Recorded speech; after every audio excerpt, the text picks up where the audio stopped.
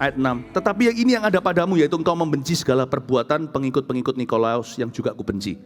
Ada satu sekte atau bukan sekte, ada suatu pengajaran Kristen yang kompromi. Gitulah kira-kira, nanti di ayat-ayat berikutnya saya jelaskan, saya lewatkan. Ini ya.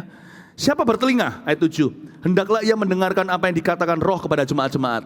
Supaya jangan aku tertinggal kedatanganmu. Itu dia, Roh berkata apa sama jemaat? Taruh perkataan itu di dalam hati dan sanubari. Barang siapa menang, dia akan kuberi makan dari pohon kehidupan yang ada di taman Firdaus Allah. Wah, intinya kita semua suatu hari akan di Firdaus. Dunia bumi ini bukan rumah kita kok. You know that you are going to heaven? Saya senang khotbah kitab Wahyu, karena kitab Wahyu ini gak cuma kehidupan sehari-hari, dan kalau kita khotbah yang lain-lainnya, kitab lainnya juga. Kitab Wahyu ini membuat kita merasa lebih dekat ke sorga, karena kita tahu bahwa endingnya ke sana. So this is the good news. Kita semua akan ke sorga, jikalau Yesus ada di dalam hatimu. Ya.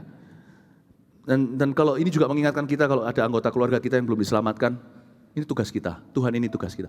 Oh by the way, saya lupa, minggu lalu saya dibangunkan Roh Kudus pukul 3 pagi, subuh. Waktu saya bangun, itu pikiran masih nggak bisa mikir, baru dari tidur yang sangat lelap. Saya mendengarkan suara Roh Kudus, simple ujilah ini, dan saya yakin ini baik buat kita. Saya merasakan suara itu udah audible, sepoi-sepoi bahasa, suara hati namun jelas. Suruh jemaat untuk puasa setiap hari Jumat. Jadi ternyata orang Kristen juga ada Jumatan. Suruh jemaat puasa untuk anggota keluarga mereka yang belum diselamatkan. Tahun ini harus diselamatkan. Suruh mereka puasa hari Jumat. Saya kira-kira yang gak ada salahnya ya. Puasa itu juga sehat sih buat badan, detox kan. Ya kalau Anda sakit mah tanya dokter dulu gimana. Tapi intinya suruh jemaat puasa hari Jumat supaya kalau keluarganya sudah diselamatkan, siapa yang mereka terbeban? Sampai kapan Tuhan? Saya tanya. Sampai orang yang didoakan itu diselamatkan. Gak apa-apa, kurus sekalian. Katakan kanan kiri dia bilang, sekalian kurus. Puasa Ki, gak ada salahnya. Ya cara puasanya gimana ntar tanya departemen doa. Simple aja, bisa skip 1 meal, 2 meals, malam gak makan atau gimana. Kalau kerja, saya tetap sarankan Anda makan pagi, itu makanan yang paling sehat. Malamnya aja, jangan malam-malam makannya. Atau puasa makanan tertentu, puasa gula-gula, saya enggak tahu. Ada cara, doa sampai orang itu diselamat. Pastor Philip, kalau sampai orangnya enggak terima Tuhan, saya puasa seumur hidup. Ya berarti puasanya enggak mempan. Ya pastilah ya dijawab. Ketoklah pasti dibuka. Jangan begitu imannya. Ya, amin Bapak Ibu Saudara. Jumat ya, Jumat ini saya enggak di sini. Jumat ini saya di Samarinda. Saya KKR Trip to Hell. Saya memberitakan Injil, Anda beritakan Injil ke rumah Anda. Saya beritakan ke pulau-pulau. Jumat puasa, ya, haleluya. Kalau kelihatan jemaat di restoran hari Jumat, jangan hakimi ya, bilang silakan makan, tidak apa-apa. Masing-masing urusi sendiri, ya. Kepada jemaat di Smyrna, kepada jemaat di Smyrna. Smyrna ini dekat Efesus, sekitar 25 mil utara Efesus. Ya, di sana ada dua populasi besar. Kalau di San Francisco ada Chinatown yang gede sekali. Di sana ada Jewish Town. Banyak orang Yahudi tapi mereka anti orang Kristen. Tapi juga sangat banyak orang Roma di Smyrna. Karena mereka kan daerah jajahan. Jadi orang-orang Romawi banyak di situ, orang Itali. Ya, jadi saya yakin di sana banyak restoran menawarkan menyajikan spaghetti. Dan banyak orang Italia yang sangat fanatik dengan Kaisar. Kaisar itu bukan cuma presiden, zaman dulu dia juga disembah. Jadi tolong pahami sekarang, tolong dipahami latar belakang jemaat Smyrna. Oke? Di situ ada gereja. Nah gereja Smyrna ini Tuhan ngomong begini ayat 8. Dan tuliskanlah kepada malaikat jemaat di Smyrna. Inilah firman dari yang awal dan yang akhir yang telah mati dan hidup kembali. Yaitu Kristus. Aku tahu kesusahanmu dan kemiskinanmu. Namun engkau kaya. Dan fitnah mereka yang menyebut dirinya orang Yahudi tapi yang sebenarnya enggak demikian, sebaliknya mereka adalah jemaah iblis.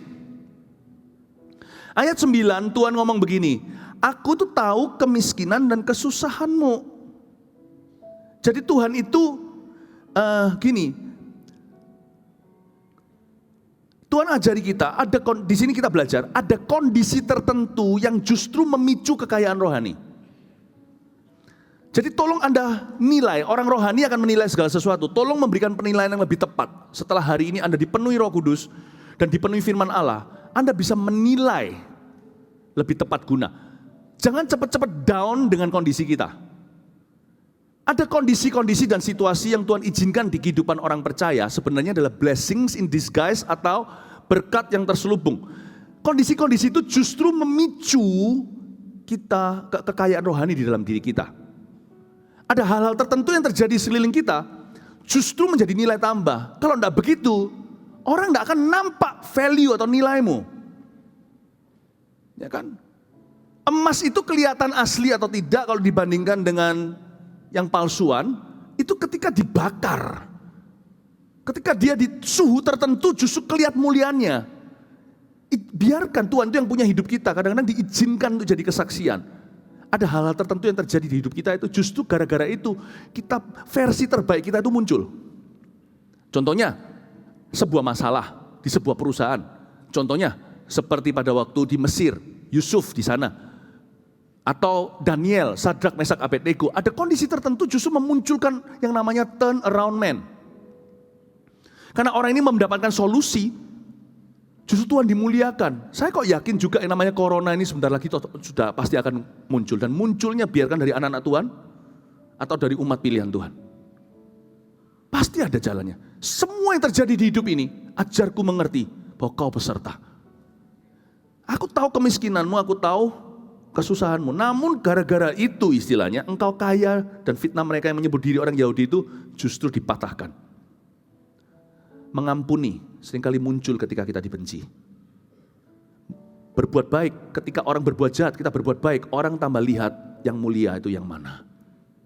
Apalagi seperti mengucap syukur. Kok bisa ya orang ini mengucap syukur padahal terus ditusuki jarum kemoterapi. Tuhan memilih kesengsaraan atau situasi tertentu untuk mewahyukan dirinya. Inilah wahyu Yesus Kristus melalui dirimu. Anggaplah sebuah kebanggaan kalau Anda dipilih lewat situasi Anda untuk mencerminkan dan memancarkan Yesus Kristus. Kasih tepuk tangan untuk Tuhan dan orang-orang yang mau taat. Lalu dikatakan di sana Tuhan menyebut ada sekelompok orang Yahudi disebut jemaah iblis. Mereka bukan satanis. Bedain loh ya. Justru gereja setan itu tidak usah ditakuti. Justru orang-orang yang mengaku orang percaya namun menjalankan agenda iblis itu yang harus Anda waspadai. Inilah orang-orang Yahudi yang disebut di sini karena mereka merasa mereka adalah keturunan Abraham, orang pilihan. Tapi mereka menganiaya jemaat Smyrna. Tahu enggak? Saya ngomong gini juga termasuk waspada untuk gereja kita. Karena waktu saya berkhotbah seperti ini, saya bukan milik Mawar Sharon. Saya milik Tuhan. Jadi saya mengambil firman-firman seperti ini juga untuk pengembalaan kita. Be careful, in some churches, di beberapa gereja sesuai dengan peringatan di Smyrna. Ini kan kepada gereja Tuhan berkata. Beberapa gereja, Yahudi juga sinagoganya. Itu kan bukannya susunan Musa, keturunannya. Abraham, Ishak, Yakub bahkan. Di beberapa gereja, setan bekerja. Di beberapa hidup orang percaya, setan hidup di dalamnya. Dan bukan cuman agendanya dilakukan, he's even worshipped by them. Tanpa disengaja, ada orang-orang tertentu yang menyembah Lucifer tanpa dia sadari. Yesus juga sama. Kalau kamu menyebut aku Tuhan, Tuhan, apa gunanya? Yang melakukan kehendak Bapa, itulah pengikutku. Bukan sebut Tuhan, Tuhan, tapi yang melakukan kehendakku. Berarti kita tidak perlu menyebut setan, hail setan, hail setan. Tidak perlu menyebut seperti gereja setan. Mereka kan gereja setan ada tanda-tandanya, simbol pakai jarinya. Lalu mereka berkata, hail setan, artinya, hai Satan, hai Satan. Nggak perlu. Anda nggak perlu ngaku. Tapi melakukan kehendaknya berarti Anda pengikutnya. Ngeri bukan? Makanya kekristenan bukan cuman dari iman tapi tindakan. Kesetanan juga bukan cuman dari pengakuan. Orang bisa mengaku milik Tuhan, tapi perbuatannya dari setan. Kita langsung tahu orang yang berdusta, bapaknya adalah bapak segala dusta. Itulah sebabnya kita jangan kompromi dengan firman. Ayat 10, jangan takut terhadap orang yang harus engkau derita. Sesungguhnya, iblis akan melemparkan beberapa orang dari antaramu ke dalam penjara, supaya kamu dicobai, dan kamu akan beroleh kesusahan selama 10 hari. Hendaklah engkau setia sampai mati, dan aku akan mengaruniakan kepadamu mahkota kehidupan. Ayat 10 ini unik sekali, saya sih gak mau ketemu nabi kayak begini. Tapi kalau memang perlu, apa boleh buat. Yohanes ini mengucapkan sebuah nubuatan bahwa akan terjadi kesengsaraan. Gak enak kan kalau kita dinubuatkan orang yang bagus-bagus sih senang. Tapi kalau kita dinubuatkan orang begini, sebentar lagi kamu akan dipenjarakan. Ini Yohanes nekat ini. Berani, dia rasa aman, hamba Tuhan harus begitu. Dia gak boleh mengucapkan hal-hal yang ingin didengarkan oleh telinga. Tapi apa yang Tuhan ingin katakan. Jadi suka gak suka sekalipun kalau harus sunat hati, kita harus beritakan. Mulut gak untuk kompromi, telinga Anda juga jangan dikompromikan. Siapa bertelinga hendaklah ia mendengar apa yang Roh Kudus hendak katakan.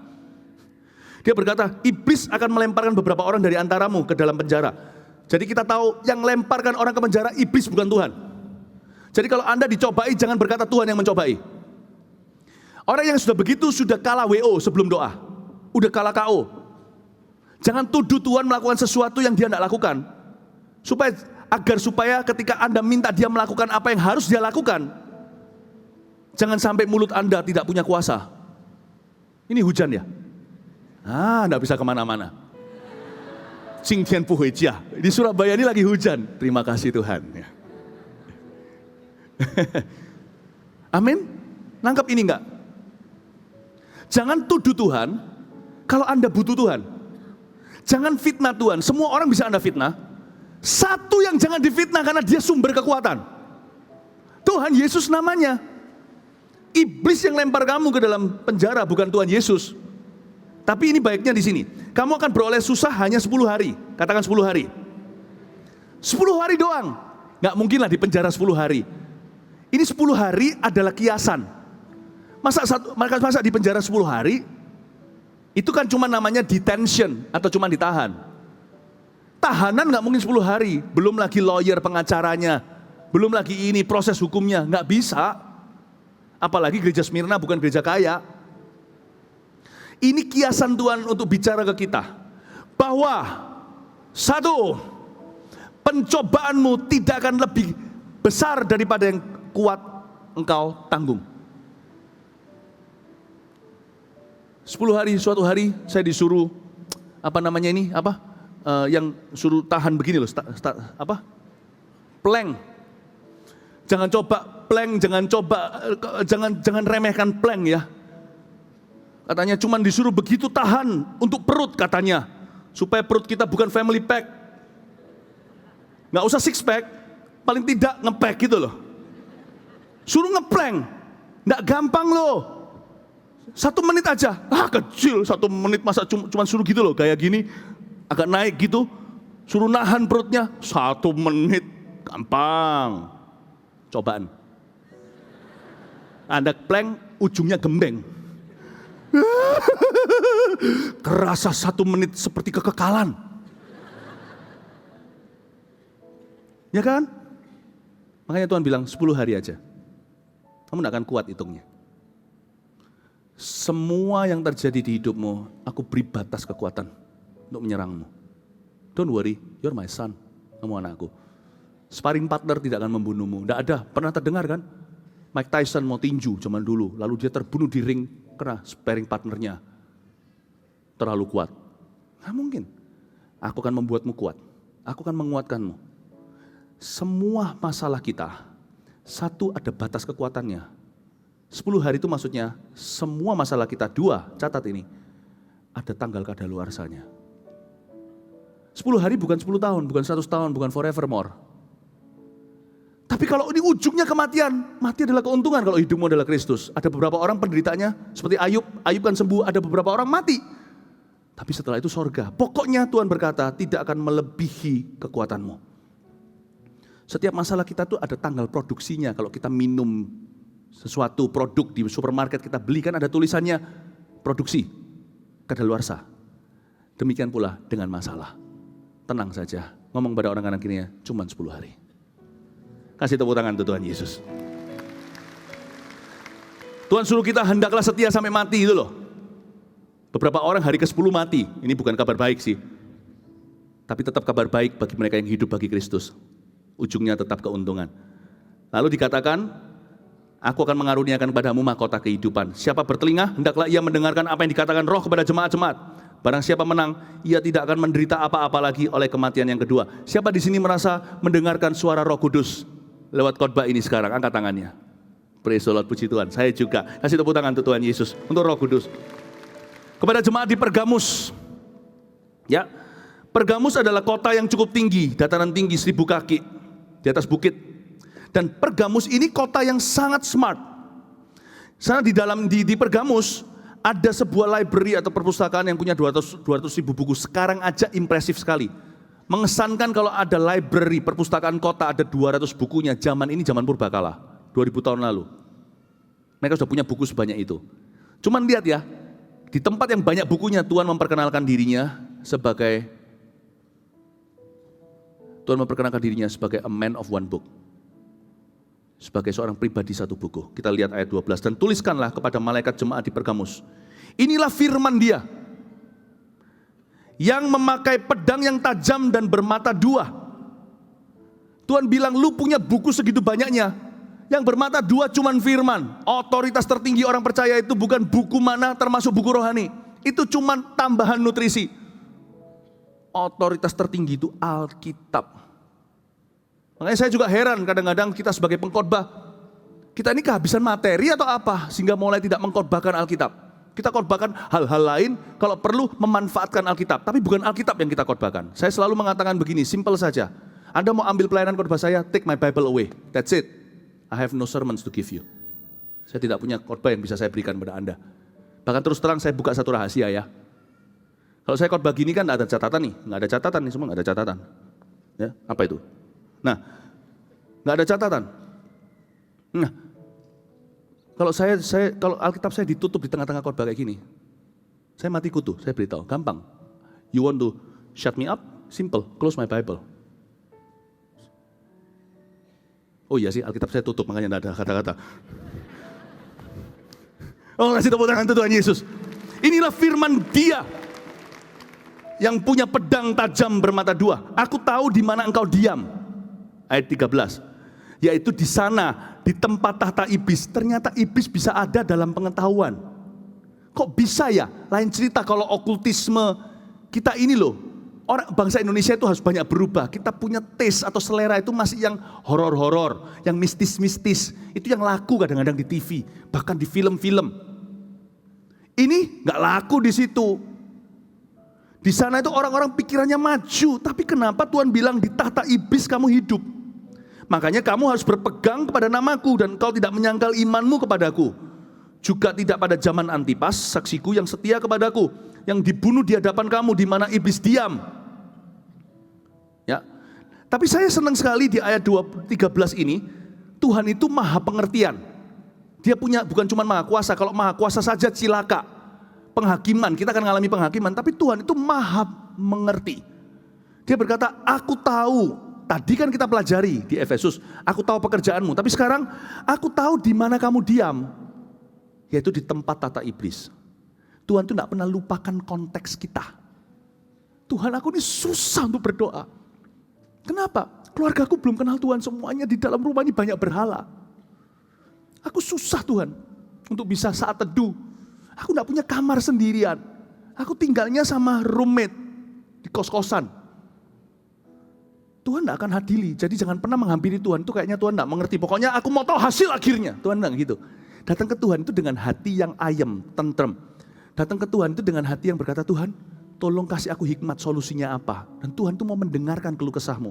Aku tahu kesusahanmu. Aku tahu kamu tinggal di mana. Aku tidak akan abaikan konteksnya. Aku susah Tuhan untuk memberikan perpuluhan, kesepuluhan. Apalagi boro-boro mau dukung misi. Aku bayar listrik aja susah. Tuhan bilang, aku mengerti anakku. Suatu hari kamu akan bisa memberi. Aku tahu. Tapi tanamkan di hatimu. Kamu adalah seorang pemberi. Bukan seorang yang pelit hati. Nanti suatu hari ku beri peluru. Ku berikan benih untuk kau bisa taburkan. Aku bukan cuma penuai, aku juga penabur. Aku penaburnya penabur. Tuhan kasih hikmat tiba-tiba. Ternyata, oh iya aku ngerti. Mungkin saya bisa memberi bukan dari lebih, tapi dari kurang saya. Mungkin kalau uang jajan saya sekian tidak banyak, saya perpuluhkan dari uang jajan saya. Supaya saya melatih diri saya beribadah. Tuhan itu baik. Tuhan tidak akan berkata, mana itu? Tuhan itu bukan penagih hutang. Tuhan bahkan bukan penagih janji. Tuhan itu pemberi janji. He's so good ya. Dia bilang, aku tahu nak, aku tahu kamu tinggal di mana. Susah jadi orang Kristen di sana. I understand. Learn from me. I'll teach you. I'll show you the way. Bisa rasa enggak? Makanya ini sekarang Anda lihat, ini wahyu Yesus Kristus. Takut sekali sama kitab Wahyu. Kenapa? Isinya antikristus. Antikristus cuma muncul figuran, nanti saya jelaskan. Harus waspada sama orang ini. Tapi sepenuh seluruh halaman Alkitab termasuk Wahyu itu Yesus isinya. Jesus be the center of it all. Kita lihat lagi berapa ayat. Tapi aku ini, ayat 14. Aku mempunyai beberapa keberatan terhadap engkau. Di antaramu ada beberapa orang yang menganut ajaran Bileam yang memberi nasihat pada Balak untuk menyesatkan orang Israel. Supaya mereka makan persembahan berhala dan berbuat zina. Jadi di antara mereka ada beberapa orang yang menganut ajaran kompromi. Bileam itu kan ngajari orang Israel. Dia yang mengutuki Israel itu loh, tapi munculnya berkat. Dia ini yang menghasut orang-orang musuh-musuh Israel. Agar supaya kawin campur dan ajari berhala. Karena dia gak bisa kutuki mereka dari luar. Jadi dia mencoba menabur kompromi dari dalam. Cara hancurkan umat Tuhan itu bukan diserang, tapi dipengaruhi. Karena itu hati-hati, kalau Anda dipengaruhi apa yang buruk, apa yang negatif, apa yang memecah belah, setan mau menghancurkanmu. Apapun siapapun alatnya, doesn't matter, tidak perlu. Yang dia targetkan adalah hidupmu. Ujilah segala sesuatu. Ya, aku mempunyai beberapa keberatan terhadap engkau. Di antaramu ada beberapa orang yang menganut ajaran Bileam. Tapi satu gereja ditegur. Beberapa orang aja tapi satu gereja ditegur. Ini yang saya sebut dengan hati-hati, personal sin can turn corporate. Dosa pribadi, dosa akan bisa menjadi dosa seluruh Israel kalau kita toleransi. Jangan toleransi, ada hal tertentu, Anda jangan sabar. Bukan berarti marah-marahin orang, bukan. Anda harus hindari. Ada asosiasi tertentu yang Anda harus lari jauh. Seperti istri Potifar, jangan ajak negosiasi. Jangan coba talk sense, ada beberapa hal tidak perlu kita bicara logika, rasional, lari saja. Bukan berarti pengecut atau pecundang, tapi itu satu-satunya jalan. Don't talk, don't discuss. Di dalam hal-hal tertentu tidak perlu diskusi.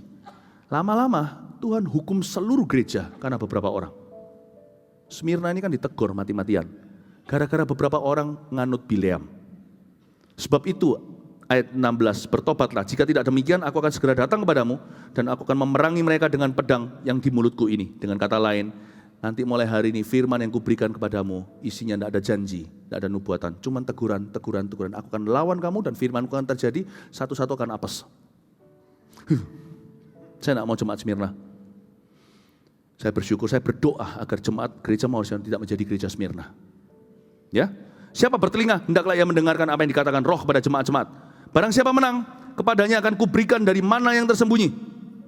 Dan aku akan mengaruniakan kepadanya batu putih yang di atasnya tertulis nama baru yang tidak diketahui oleh siapapun selain oleh yang menerimanya. Katakan mana yang tersembunyi. Ya nggak tahu, Anda tanya mana yang tersembunyi, Anda yang tahu, Anda sembunyikan apa. Nah ini sedikit joke ya. Mana yang tersembunyi di sini artinya nickname from God. Ada sebuah julukan dari Tuhan.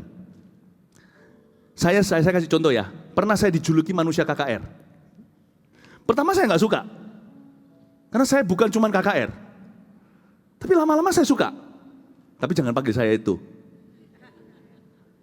Itu berarti Tuhan senantiasa pakai saya KKR dan KKR-nya berhasil di mana-mana. Itu mana tersembunyi. Mama papa pun nggak tahu kalau saya akan jadi itu. Itu julukan yang diberi. Dan itu mungkin dari kejadian-kejadian yang Tuhan lakukan.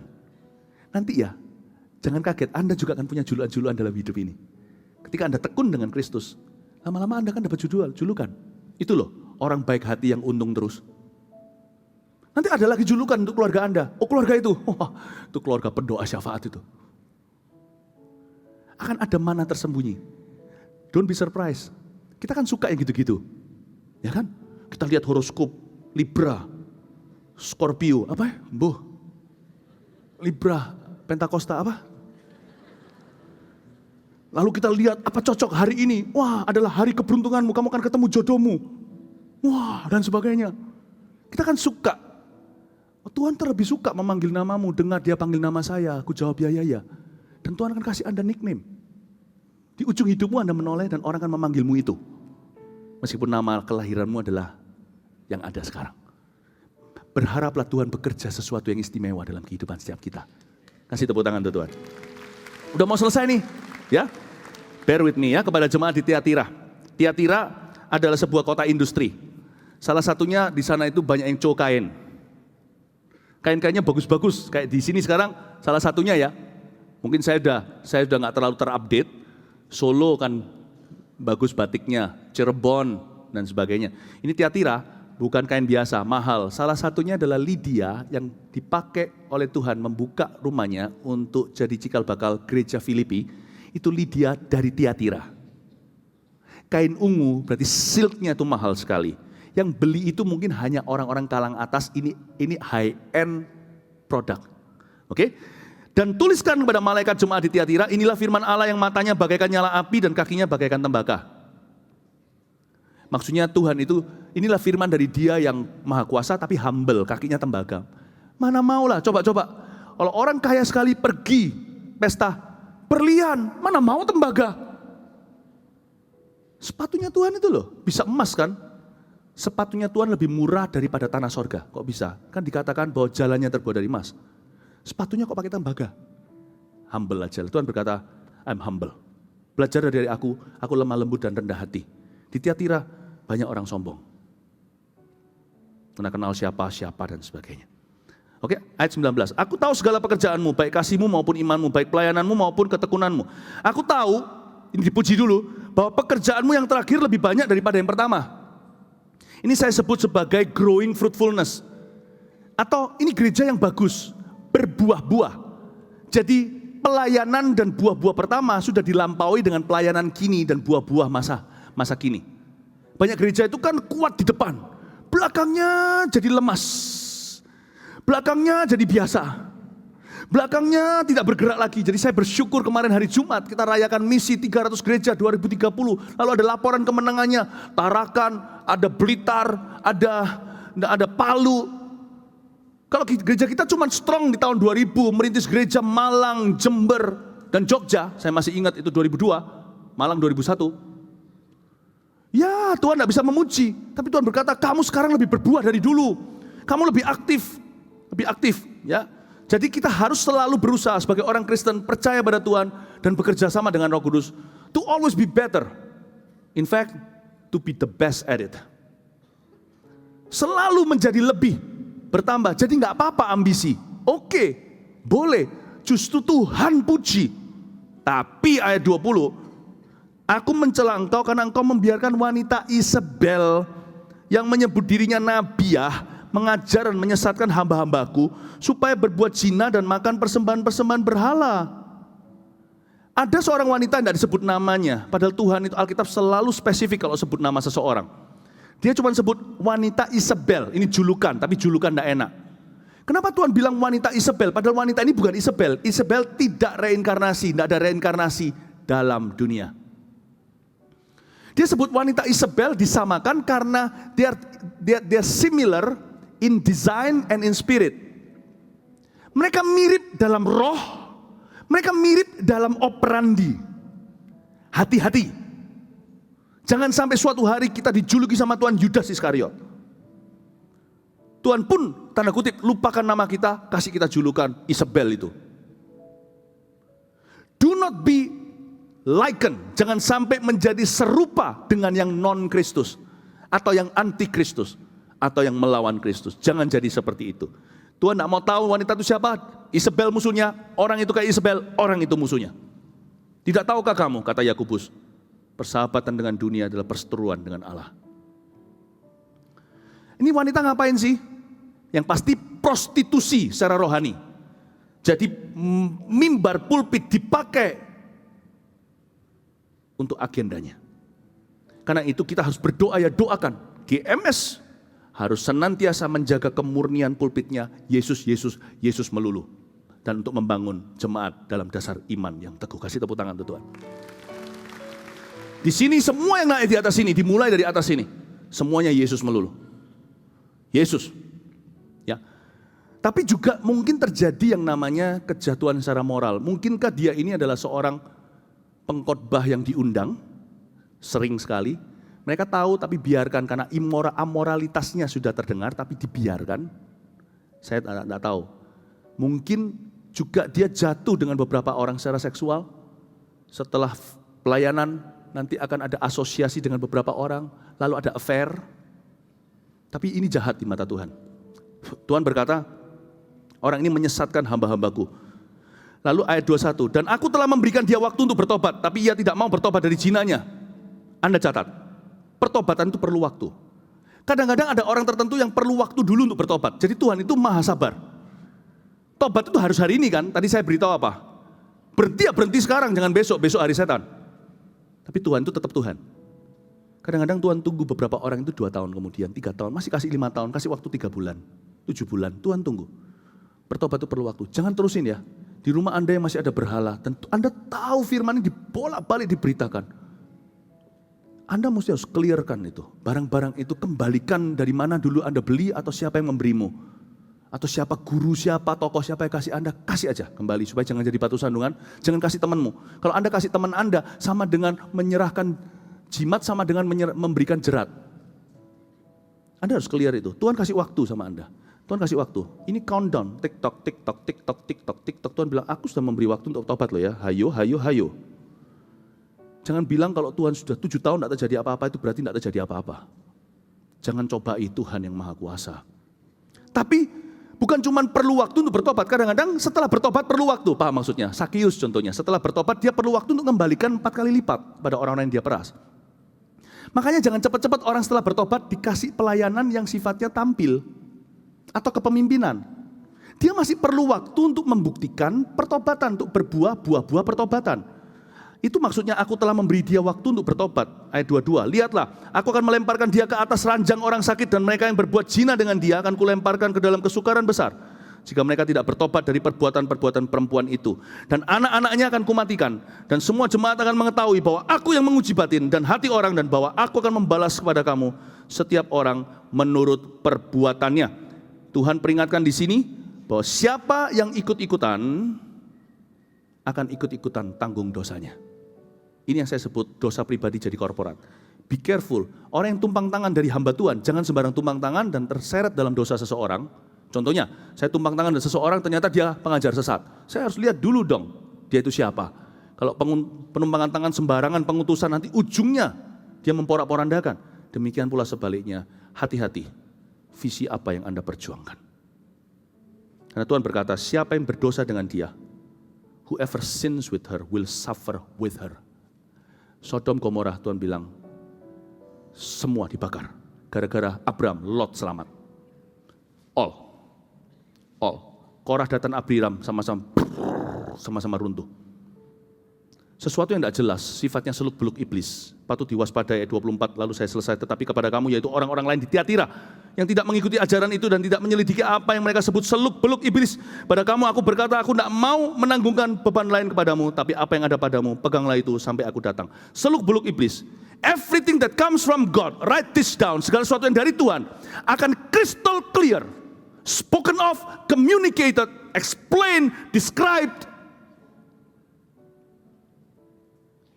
and proven. Nah itu kalau saya terjemahkan gimana? Segala sesuatu dari Tuhan itu akan jelas. Jelas seperti crispy jelasnya. Semua itu akan terang-terangan dalam terang. Semua itu akan dibeberkan, digambarkan, dikomunikasikan, dijelaskan. Dan akhirnya terbukti. Bapak ibu saudara jangan pernah masuk dalam seluk-beluk iblis sekalipun bukan pengajaran sesat.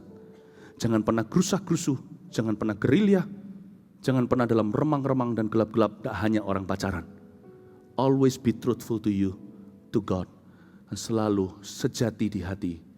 Dan selalu hati ini transparan di hadapan Tuhan dan di hadapan manusia. Demikianlah kita bisa hidup setiap hari maksimal di dalam Roh Kudus.